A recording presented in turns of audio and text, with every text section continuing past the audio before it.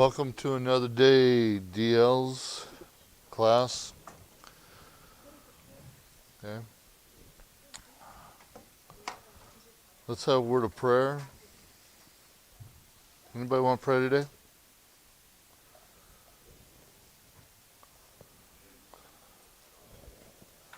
Okay, Sophia, thank you. Shh, let's pray.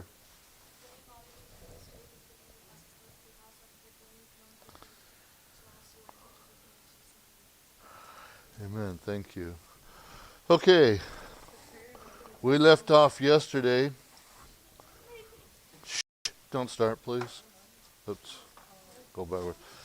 We left off yesterday talking about these characteristics. The first one was he listens as much as he talks. Okay? 4 things you should do when someone else is talking. Stop what you're doing. Look the person in the eye. Now, I don't know if I said this yesterday, in regards to this one. If you're talking personally to somebody, that's when you need to look them in the eye so that they know that you're paying attention. Okay? Obviously, if you got, for example, me up here, I'm lecturing and talking. I don't expect you to be watching me every second of the hour. Okay? Matter of fact, it would get a little creepy. Okay? At times. But you can listen and still pay attention. Okay? But if you're doing a personal thing, then you probably should look somebody in the eye. Okay? So that they know that you are listening to them. Listen carefully to all they say, and then respond. And the response doesn't always necessarily have to be something. Okay? It could be just like a nod in the head. Now, not taking rabbit trails, but if someone's talking to you and they make a comment and you nod your head, are you agreeing with them? Does that indicate that you're agreeing with what they're saying? That makes sense. Huh? That makes sense. Okay.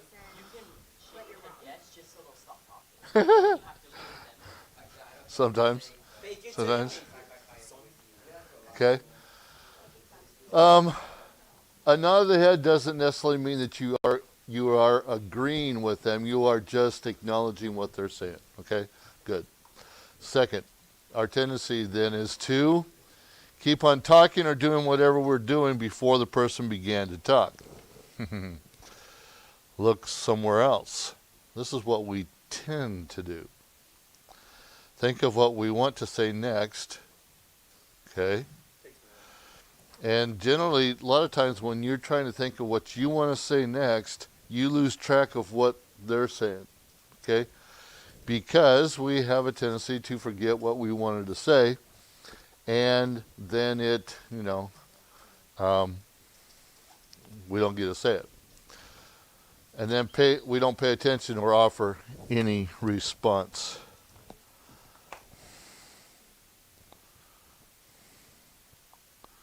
Okay. Keep that out. Okay. Number 2. He talks about the things that interests others. This is a characteristic of a friendly person. A friendly person listens, but he also talks when it's appropriate.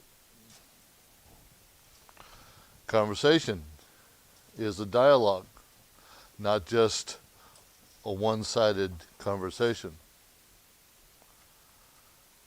When he talks about things that interest the other person, okay, this is the sign of a friendly person. Adam, Giselle, Lacey, and Yuvia, good to see you. We're missing Jeremiah, so he should come on here. And some people are quiet by nature. Nobody in here, right? Yeah. Who, you? You're quiet by nature? No. Well, you're not. Yeah, Jesse is quiet. Doug, I will say, and I'm going with you here. I would say that there are times that you are quiet by nature, but when you get going, you get going. Okay, right? Okay, and nothing's wrong with that.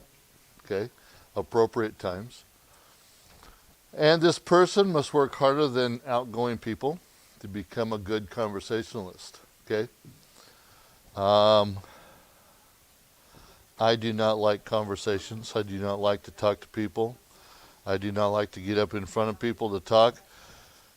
Being right here, it's different. In a classroom, it's different. Being up, pastor has asked me when I first came if I wanted to do any chapels, and I said no. Okay, that is just not me. I don't like to get up in front of people. I don't like to get up in front of people and just talk about, you know, a lecturing type thing. Okay, but being in a class, it's a little different. Okay, huh? A weatherman. Coming from the northwest into the. Yeah. You need your little pointer thingy. Yeah. You're like, here's a big old storm right now. Only. Did you catch what I said? Coming from the northwest.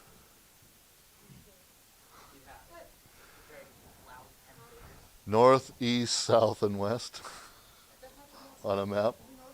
Northwest would be on that side coming in. Northwest. See, I even blew it there. Never would be. Now, I could be a Vanna White. Here's the. Okay, moving on. Never talk. Never talking is bad as never listening. Or never talking is as bad as never listening. What do you think about that one? Well, I think because you may be listening, but if you like don't give you feedback, it's sort of the same as like you weren't listening at all because like they feel like you weren't like paying attention. You're like, yeah, you're not showing interest into what the person is talking to. So it's just like if you weren't listening. Okay, good. Good thought. Gabby, if you didn't hear her, she said that if you don't give some response, then it's basically as if you weren't listening to that person talk. Okay? Can it be too much talk? Yes. Okay. After a conversation, ask, what did we talk about?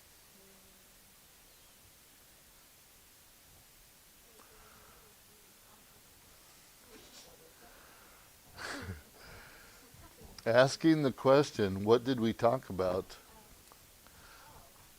One, shows no, you're not paying attention, but also two, not necessarily to that person, but maybe later on you're saying to yourself, now, what did we talk about? Okay, yeah, this, and it just brings the thought pattern back into your mind.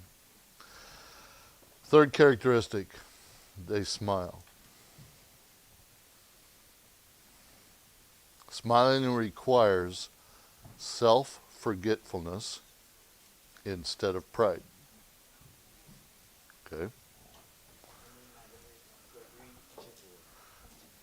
Shh. If a person who is trying to be cool or tough by not smiling is really suffering from an inflated ego, to be honest. Okay? There's nothing wrong with smiling. Okay? A smile just acknowledges friendliness. Okay?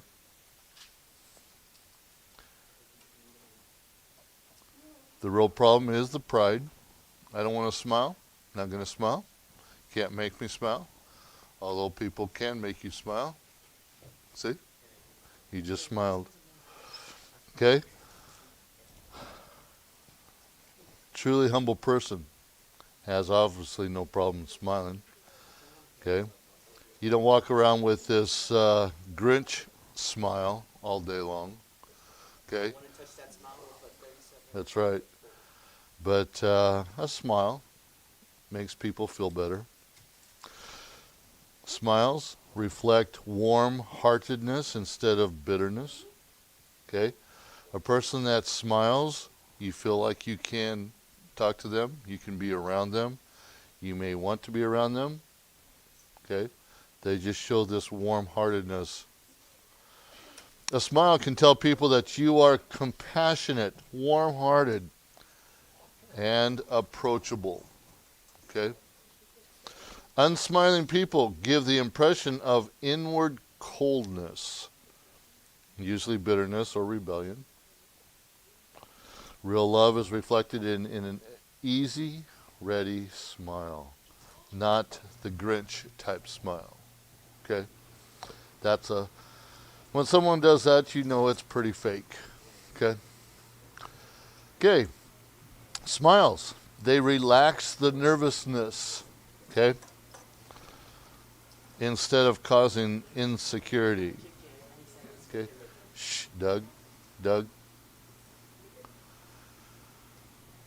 An unsmiling person may simply be nervous. A good smile can relax everyone in the group. Okay? A smile indicates security. A person who can smile in tense situations is saying, I'm sure of myself. Okay? And that's not being pride. That's not having pride.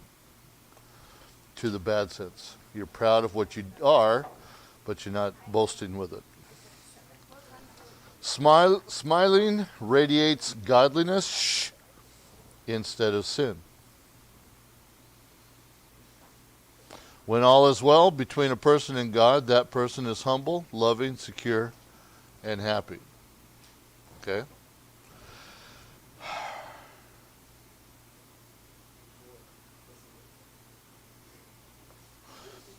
So, Douglas. So, let me just ask a rabbit trail question here. Okay? Why? Because I want some feedback.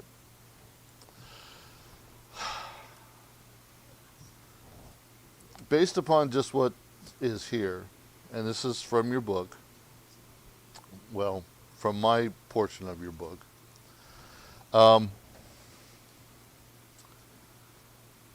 does this mean that a person that doesn't smile is out of fellowship with God?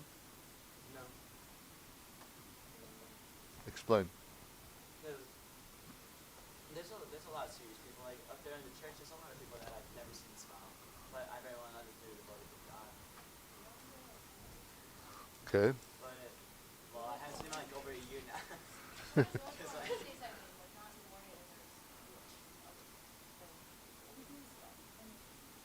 but yeah, smiling just like, it's like an emotion you can express. But it's all what what your heart shows. Yeah, smiling's a big part of like showing. You know, like I can contradict and not contradict. Okay. A person that, okay, just because I let the floor open a little bit doesn't mean it's wide open. So, so a person that, doesn't necessarily smile, okay? Ladies in the back, please. Doesn't mean necessarily that they're out of fellowship with God. Now, if they never smile, then maybe, okay? But they may be just having a bad moment, a bad time, okay? And that bad time doesn't mean that they're out of fellowship with God, okay? They're just going through a difficulty, and but just because they're not smiling doesn't mean that. On the other hand, sin and guilt rob us of a ready smile. And so generally, when you are out of fellowship with God, let's put it that way, then you have a tendency not to smile because you have become self-interested, self-centered at that point. You're involved with yourself instead of portraying the love of God. The fourth characteristic of a friendly person is they are courteous and thoughtful. Friendliness is showing an interest in the lives and affairs of others. It's gracious, polite, genuinely interested in the needs of others.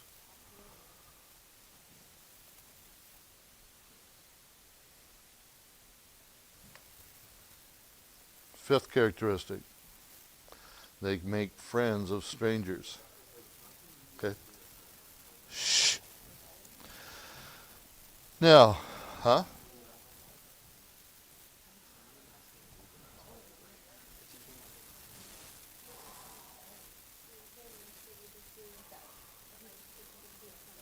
Okay. Shh. Now, you brought out let me go back to an illustration that you guys talked about yesterday with Jaden. Shh. You said that Jaden was a friendly and polite person, courteous person that towards other teams. Shh. Towards other teams. Okay? That is, okay? That is making friends with a stranger. You are not, or maybe we could put another word in here. He is becoming friendly of strangers. Okay? You're not really making friends. Okay? Shh, ladies. You are just showing yourself friendly to that person. Okay? A person in a grocery store. You have a full cart of things that you want to get through the checkout, and you look back and the person behind you has 2 items. Okay? Making friends of that person in this manner, you would let that person go ahead of you because they won't have to stand there very long. And they appreciate it. Okay? A friendly person will go out of his way to be friendly to others. You get out of your comfort zone. And so many times we want to stay in that comfort area. Okay? We don't want to get out. We don't want to do things. Making strangers feel at ease. If you go out of your way, you will make them feel at ease. Okay? Maybe that person behind you in line is getting frustrated because, oh man, I got into this line, and that person in front of me has that full cart of groceries that they want to go through, and I know very well that when they get in there, there's going to be a price check problem, and they're going to have to go back, and it's going to take me forever. Okay? And so, would you just like to go ahead of me? Sure, thank you, that's very nice, and makes them feel better. And next time they see you, they may do the same thing to you, or the kind of pay forward issue. Okay? How do you treat strangers, new students, or visitors at a church? Do you go out in the youth group? Shh. When a new person comes to the youth group, do you go out of your way to make them feel welcomed? Do you do it with a smile, or are you a grouch? And do they want to return because of how you're acting? Okay? Do you make an effort to look for strangers? To go out of your way to greet them? Okay? I'm not an outward person. I don't do these things. Okay? Right off the bat. It's tough. Shh. How should you meet a stranger or a visitor? In a church, in a youth group? Okay. How would you, maybe greet would be a better word there. This is what they had in my book. Hey, guys, ladies, thank you. The question here is, how should you meet or greet a stranger or a visitor, like someone that came to the youth group? What would be the best way to do it? Friendliness. Friendliness? In what manner? Like if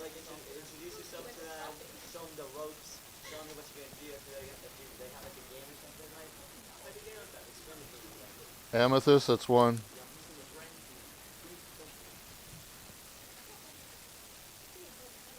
Yeah, be a Okay. bully, not a bully. Okay, good. I think you've all been in the situation. Shh. You want two? You want two back there? Okay, stop. You've all been in this situation where you've gone someplace or you started the youth group. Okay? Maybe you started the youth group as a seventh grader. Your first year into the youth group. Okay? Summer, it's the sixth graders coming in. Okay? Get to join the youth group. Do you, when you were in that situation, you kind of felt unnervous. Unless you had friends with you, but yet the group of you felt unnervous because you weren't sure of what to expect. Okay? And so, did anybody help you along? Probably. Okay? Why not return the courtesy to someone else? Okay? As it goes.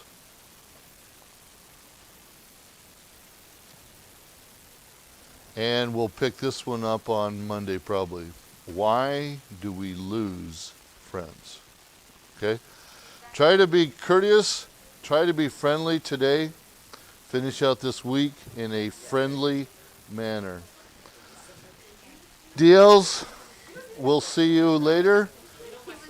Hey, don't forget you got a verse quiz tomorrow, Proverbs 16:33. And we'll probably do our worksheet on Monday. Okay? Okay. DLs, we'll see you in science.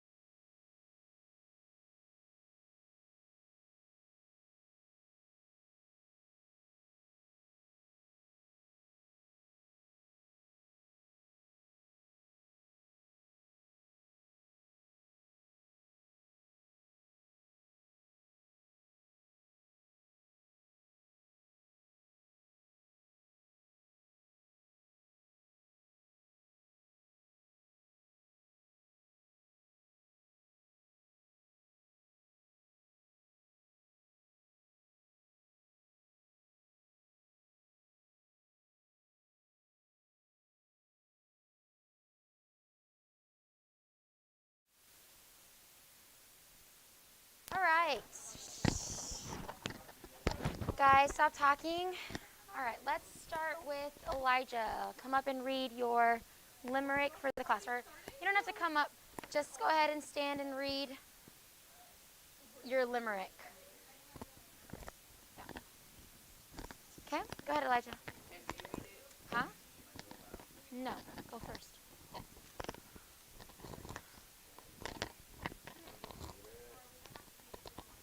Sure, I'll read it. All right, I'll read yours. All right, a limerick entitled A Limerick by Elijah. Okay, this could probably be a song, so I'll surely get this wrong. Since I never sing, I don't like this thing loosely. Luckily, it isn't too long. Good, okay. That's 5 lines. Good job, all right. Or snaps. Maya, you want to read your limerick? You want me to read your limerick? Okay. This one's written by Maya. Okay, there once was a cow who took a bow. He went to bow down, and what came was meow. The sound was filled with fright, for he saw a termite. The sound was so loud, was heard all throughout the town.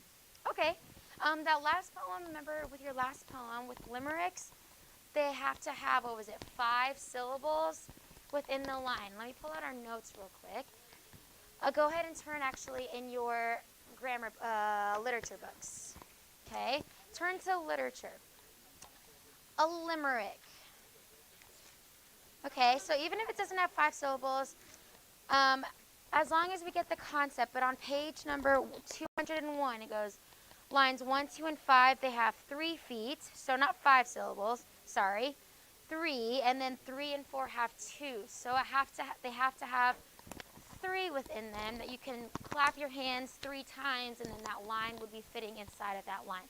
Okay, Sophia, you want to read yours out loud?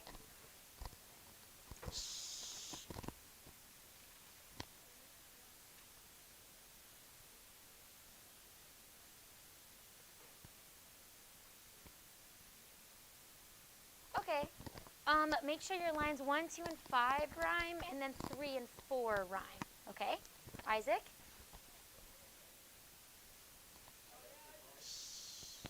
Adrian, put the popcorn away. Can you start over? Sorry. Guys.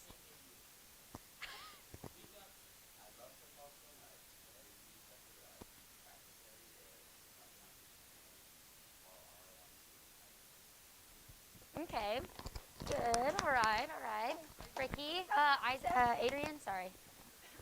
All right. A limerick written by Adrian Pina. There was a shark with a smile so big you could see it a mile. He said to his friends that he'd go to the ends, and his friends said, "Shut up, Kyle." All right. Okay, Ricky. Guys.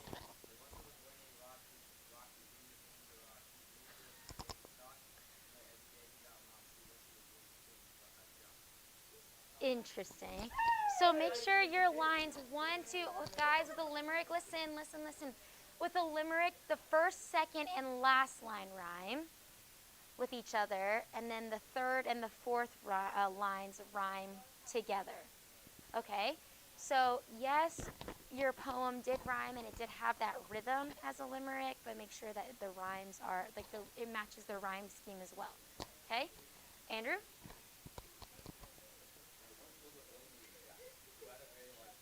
Girls.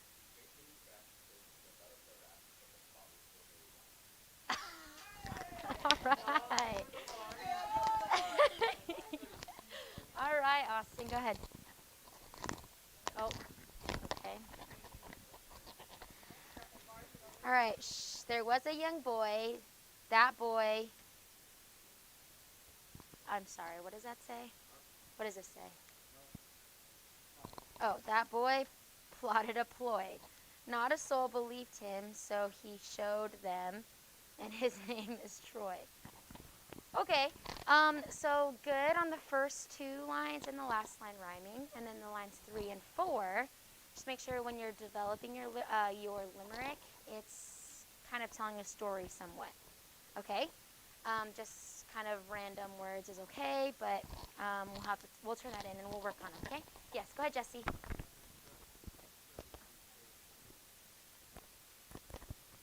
We won't have time to go through them tomorrow, so turn it in by the end of today. Otherwise, we'll have points docked off. Yes.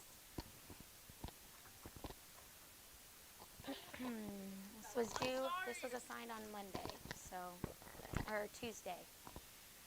All right, a limerick about the office. Okay, Michael is loud and a mess. All Stanley wanted to do was rest. Dwight is prepared. Pam always cared. Then Toby, who's just depressed. Nice. I like that one.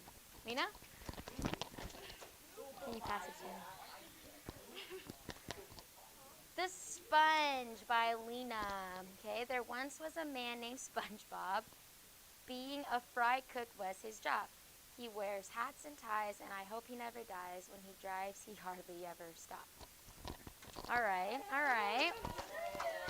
Snaps, snaps. Go ahead, Gabby.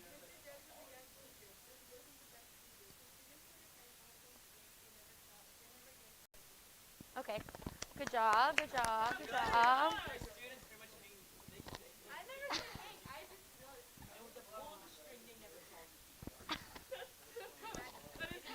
But limericks are sometimes like that. I mean, even if they're lighthearted, sometimes some of them, like the tiger one that we read, where they were eaten by a tiger, it is a bit dark with the lighthearted.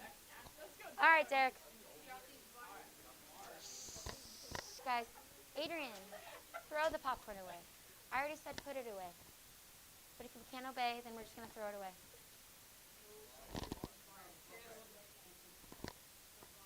Okay, away and away is the same word, so that's why they rhyme. All right, go ahead, Derek.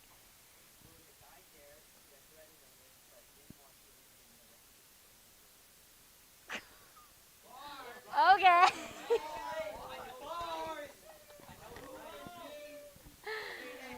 All right, snap, snap, snap, snap, snap. Okay. But it's kind of like an approximate rhyme. So they're not quite rhymes. Good job, Derek. All right, Doug. Huh? All right, Doug.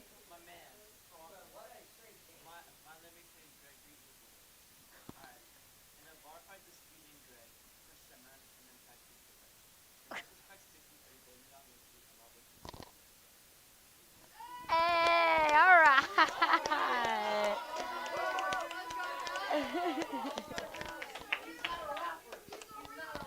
Oh, man. All right, Avery, go ahead.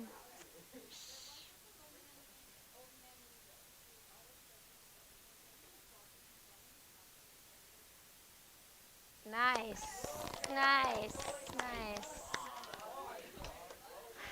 All right, Amethyst.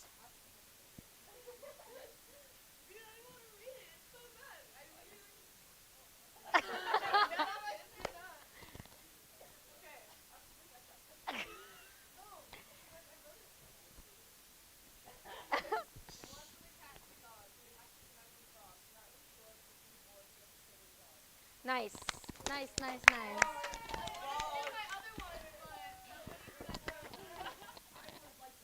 All right, guys, go ahead and turn in your limericks. Turn in your limericks.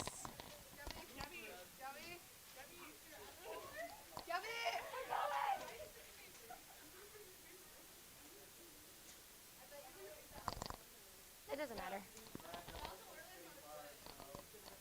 Great job, guys. Great job.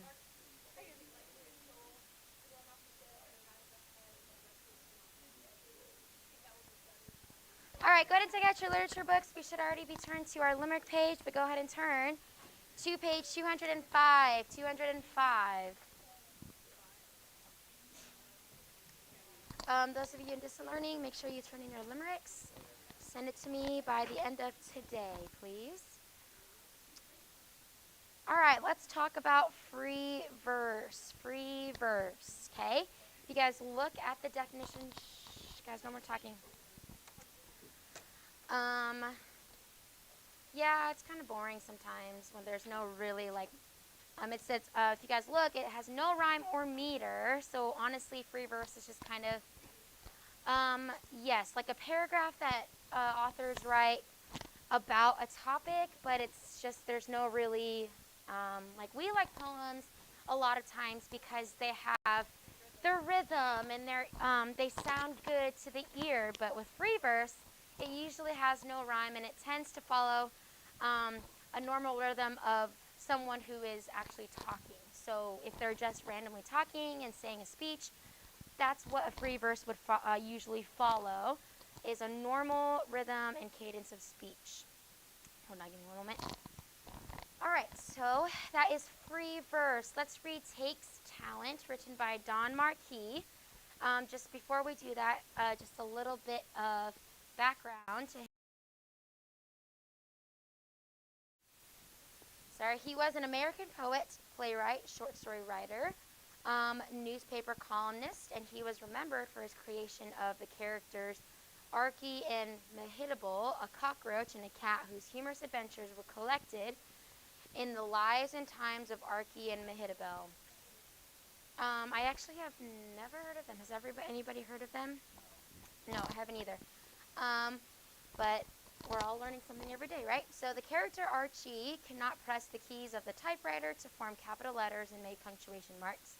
As a result of this style is informal. So Don Marquis writing takes talent, okay? So let's read it together. There are two kinds of human beings in the world, so my observation has told me, namely, and to wit, as follows.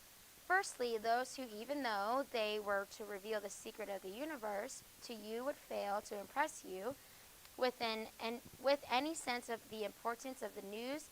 And secondly, those who could communicate to you that they had just purchased 10 cents worth of paper napkins and make you thrill and vibrate with the intelligence, Archie. So, like we see here, it's kind of just random talking, and what we just kind of saw the intro to, the character Archie, he can't press capital letters or punctuation, so it's just kind of something that is flowing as if you were talking, kind of like what I just read right now. Okay, so you want to know free verse usually has no rhyme or meter and tends to follow the normal rhythms and cadences of speech. Okay, and then go ahead and turn over to page 207. E. Cummings. He was born Edward Estlin Cummings in Massachusetts. He became a poet, artist, and playwright. Cummings served as a volunteer ambulance driver in World War I, and spent 3 months in a French detention camp. He later enlisted in the U.S. infantry. He abandoned the rules of grammar and punctuation in attempt to write a new kind of poetry. So if you look at his poetry, or his poem, I thank you, God, for most this amazing. So obviously we see some words switched around. The words that we would normally capitalize in, Derek, turn around. The words that we would normally capitalize in a title are not capitalized, and he capitalized the words that obviously is referring to God still. But let's go ahead and read this poem. I thank you, God, for most this amazing day, for the leaping greenly spirits of trees and a blue true dream of sky, and for everything which is natural, which is infinite, which is yes. I who have died am alive again today, and this is the sun's birthday. This is the birthday of life and of love and wings, and of the gay great happening illimitably earth. How should tasting, touching, hearing, seeing, breathing any, lifted from the no of all nothing, human, merely being doubt unimaginable you? Now the ears of my ears awake, and now the eyes of my eyes are open. So we see this. There's not really a set rhyme scheme. We see that there's 3 stanzas and then a couplet at the end. Like we said, he was the one who was trying to write a new form of poetry. So that was Edward Estlin Cummings, okay? So that is the end of Unit 8. So tomorrow we'll have time to just review over, but we will have a quiz on Monday, okay? Quiz on Monday over Chapter 8, or Unit 8. Mostly just all the, poetic devices and the definitions of them, all right? 8, okay? So the definition of a sonnet, stanzas, fixed forms, a limerick, okay? Know the differences between those. I won't quiz you over the authors just yet of Unit 8, but Monday's quiz will be over poetic devices, okay? So make sure everyone writes that down. Poetic devices of Unit 8, which is obviously all the ones that we studied with the stanza patterns, the sonnet, the fixed forms, the limerick, the haiku, okay? All of those, all right? So that will be on Monday. Go ahead and take out your grammar.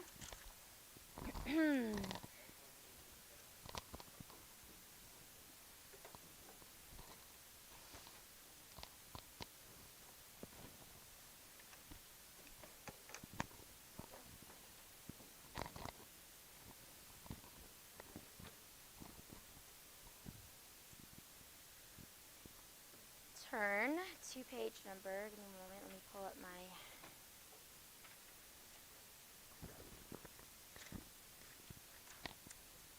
but we do have, just give me a second.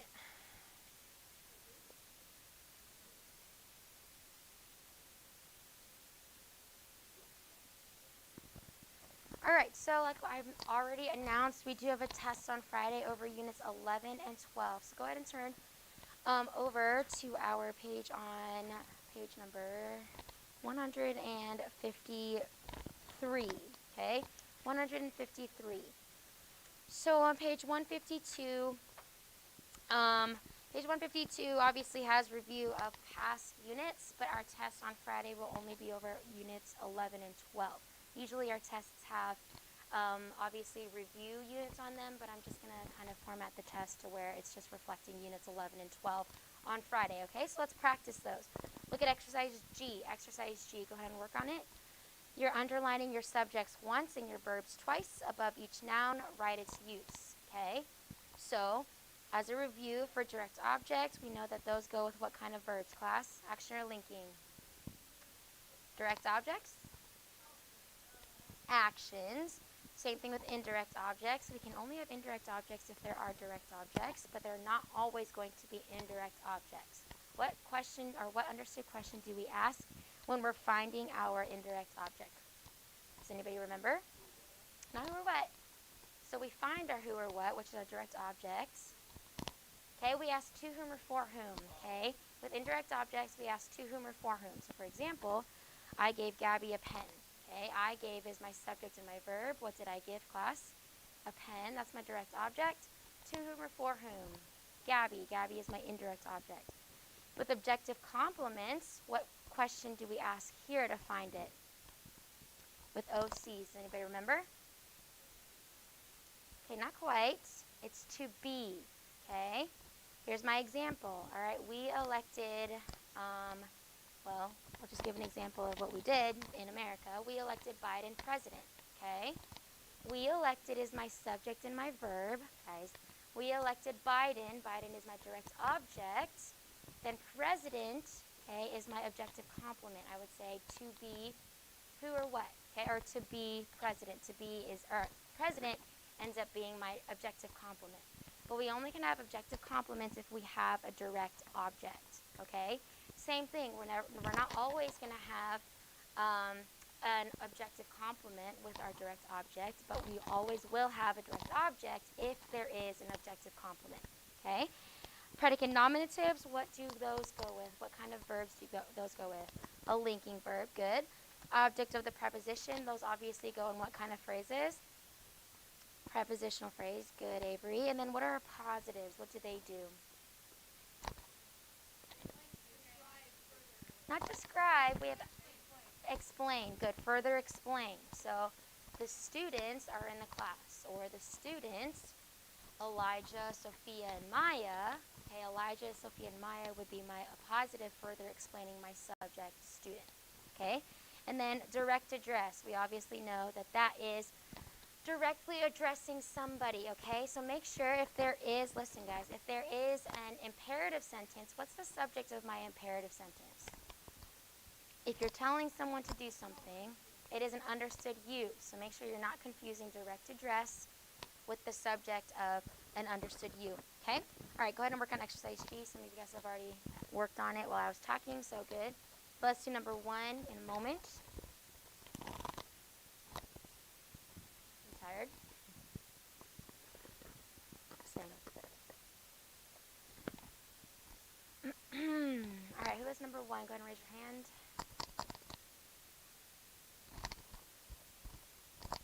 Okay, Jesse, you want to give us number 1? What did you underline for your subject? Good. And then what's my verb? Arranged. Euclid or Euclid. Arranged. Good. Awesome. Mathematicians in AP. What else did you have? Good. What do you have for principles? All right, let's find it. Euclid arranged what? Principles. So if that answers my what question, it's coming after a action verb. What is it? It is a DO. Awesome. Okay. Euclid is my subject. Arranged. Mathematician is my appositive explaining who Euclid is. Principles is my DO. Geometry is my OP. Look at number 2. Who has number 2? Gabby?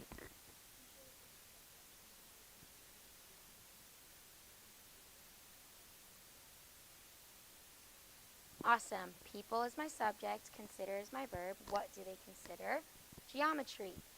To be, there it is, to be a branch. That's my OC answering my understood question of to be. And then of all higher mathematics, OP is mathematics is my OP. Number 3, who has that one? Ricky, let's give that one a shot. What's my subject and verb? Okay, that's my subject. What's my verb? Good. What did he show? Good. So relationship is not my OP. DO, to whom or for whom? So they showed relationships to who? What's my IO? Mathematicians. Good. What is between algebra and geometry? What kind of phrase is that? Prepositional. So what would algebra and geometry be?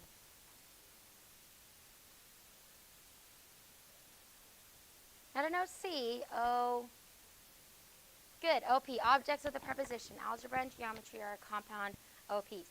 Number 4, our teacher called logarithms a very useful mathematical tool. What's my subject and verb here? Adrian? What did they call? Logarithms. Good. Okay. Teacher called who or what? Logarithms to be a tool. Tool is my OC. Number 5. Derek?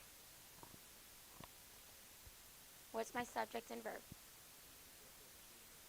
Good. Miss Bean is my subject. What's my verb? Okay, look at the first word before Miss Bean. Did give. Okay, make sure you underline your entire verb phrase. Miss Bean did give. What would Kim be, Derek? Not a DO, a D. If I'm saying Kim, if I am addressing Kim, good. It is a direct address. Miss Bean is my subject, did give. What did she give? Answer. So what's answer? It is a DO to who? The class. What's class? Not an OP. What goes before the DO? To whom or for whom? Answers that question. Okay, yes, so it is an indirect object. Okay, note with indirect objects, guys, it's always going to go before the DO. Okay? It's never going to go after. It's always going before the direct object. Okay, classes? Yes. Equation. What is equation, Derek?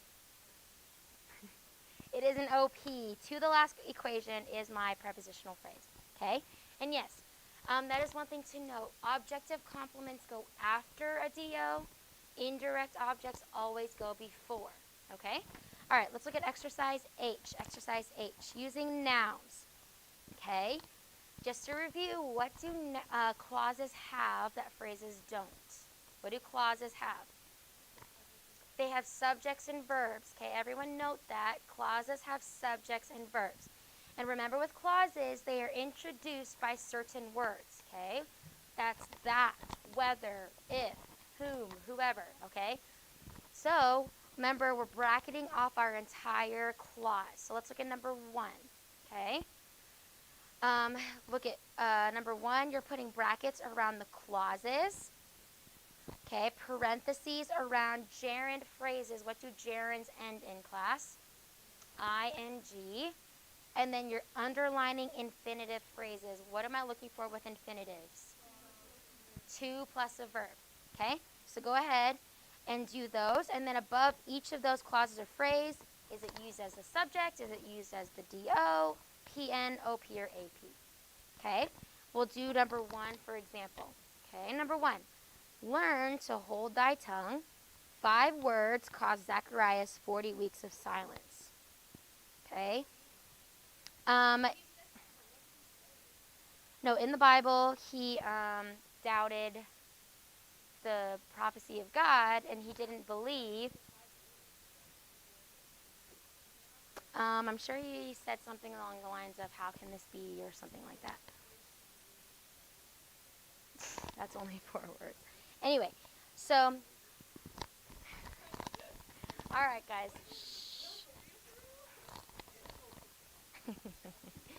All right, guys, what do I underline here? What do I bracket here, if I bracket anything, or what do I put parentheses around?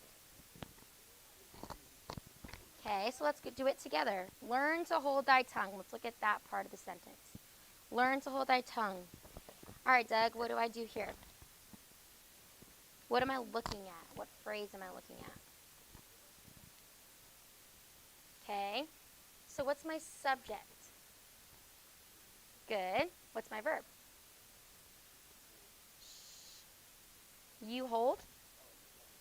You learn. Amethyst and Avery, please stop talking. You learn. Okay, what is to hold thy tongue? Not a clause. Is there a subject and verb there? Within that phrase, to hold thy tongue? No, so it has to be a phrase, right? So now, since we know it's a phrase, we know that we have to find what kind of phrase. Is it a gerund phrase or an infinitive phrase? Good, it is an infinitive phrase, so I would underline it. What would I underline?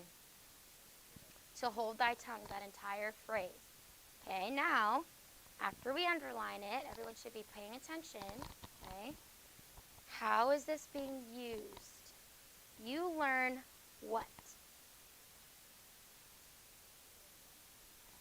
To hold the tongue. So if it answers my question, what is it, Derek? What is it? You learn to hold thy tongue. It's what we're learning. So if it answers the question, what, it's an action verb there of learn. What goes after action verbs? No, what is it used as? We already found that it's an infinitive phrase. No, we already found our subject. Subject and verb. Okay, Lena, what is it? It is a D-O. Awesome. Okay. You learn who or what? To hold thy tongue. Okay. 5 words caused Zacharias 40 weeks of silence. Are there any gerunds in there, class? No. Okay. Are there any infinitives there? Nope. Are there any noun clauses in there? No. So we're done with this sentence. Okay. Number 2. Speaking much is a sign of vanity. Who can raise your hand and tell me this one? Austin. What's my verb here? Speaking much is a sign of vanity. My verb. Speaking is my verb. Keep reading. Speaking much is a sign of vanity. It's a linking verb here. I'll give you that. Is. Okay. Is my verb. Who or what is? Class? Speaking much. Good. Okay. So if speaking much is my subject and we see an ing there, what does that have to be, class? A gerund. Awesome. Okay, we would put parentheses around it. Anything else we need to put there? No. Good. Okay, go ahead and do 3, 4, and 5. And then tonight for homework, do exercise I. Okay? We're diagramming the following sentences. So you're going to have to look back for homework. Shh, guys. You're going to have to look back for homework and see how am I supposed to diagram noun clauses? How am I supposed to diagram infinitive phrases? Okay?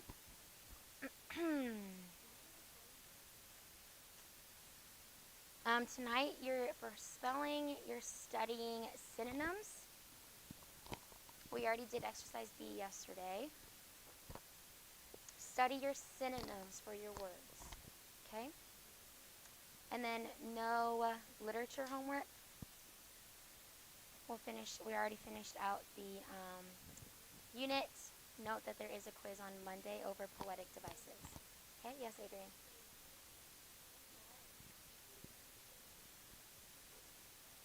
Yesterday was Wednesday.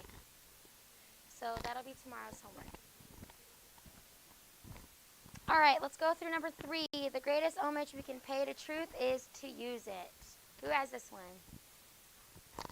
Isaac? Good. Good. Homage is what?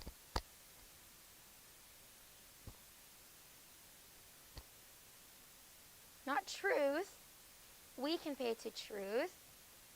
Is something there, but what is the last part of that sentence? Read it out loud. To use it. Is there anything there that we need to mark?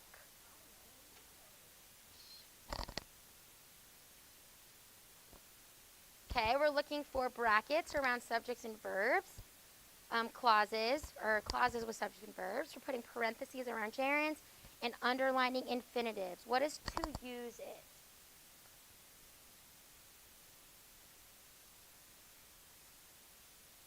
What is to use?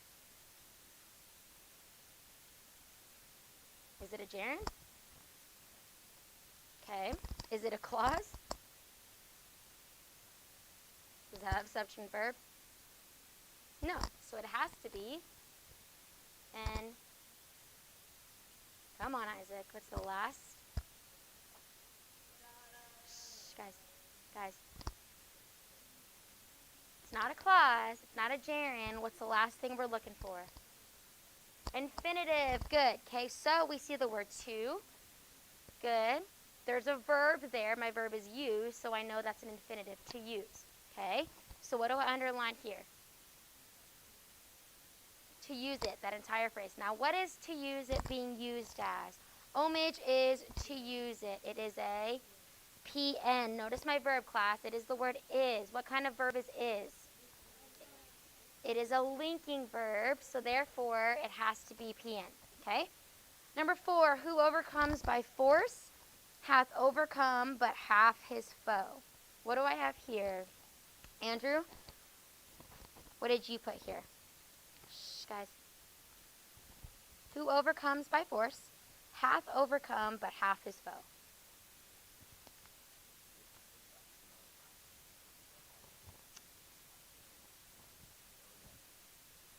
Okay, first let's find my verb. What's my verb within the sentence? Hath overcome. Who or what hath overcome?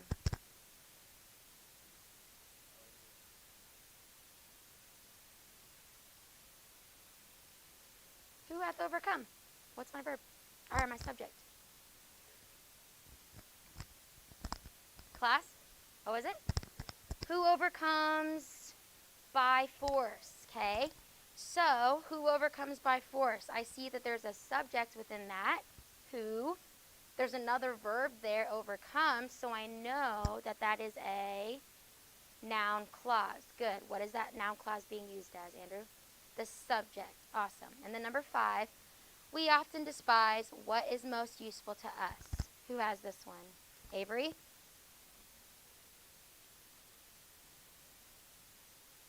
Awesome. I would put brackets around what is most useful to us because my subject is we. We despise is my verb. What do we despise? We despise what is most useful to us. That is a noun clause being used as the DO. Okay? Exercise I tonight for homework. Study your synonyms. And then there is a poem quiz on Monday. Not a poem quiz, poetic device quiz on Monday. All right. And then a test tomorrow in grammar.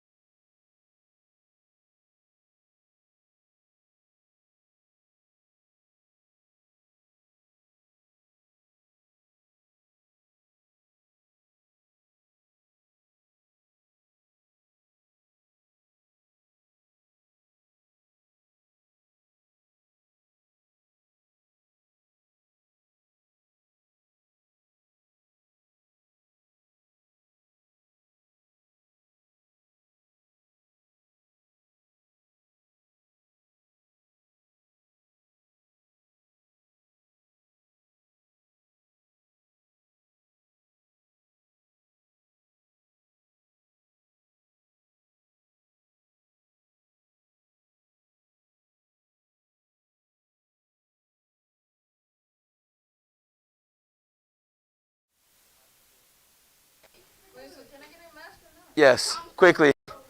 Sorry. All right, distant learners, this is what we're doing today. Shh. This is what we're doing today. Okay, we're not doing notes. We're not doing lesson. Okay, but this is what we're doing. It's a little bit longer assignment, so it's going to be a class work. If you don't finish it, it's homework. Make sure you throw your name in the chat so I know you're here. Okay, but here it is. It is 2 different pages, so you need to pay attention. First, we have page 305. Page 305, questions 9 through 12, all. Okay, those questions are a little bit lengthy, but they are very easy. They're not that hard. Okay, questions 9 through 12 on page 305. Also, we have page 307. Questions 1 through 5, all. Questions 307, 1 through 5, all. Okay, I'm going to try to put it in the chat for you guys, but that's all we have for today. Make sure you guys are turning stuff in on time so I get all those grades in. I think a few of you did not turn in your quiz from yesterday, so make sure either that's turned in to me as soon as you can or by Friday. You can turn it in person. Let me know if you guys have any questions. That is it for today.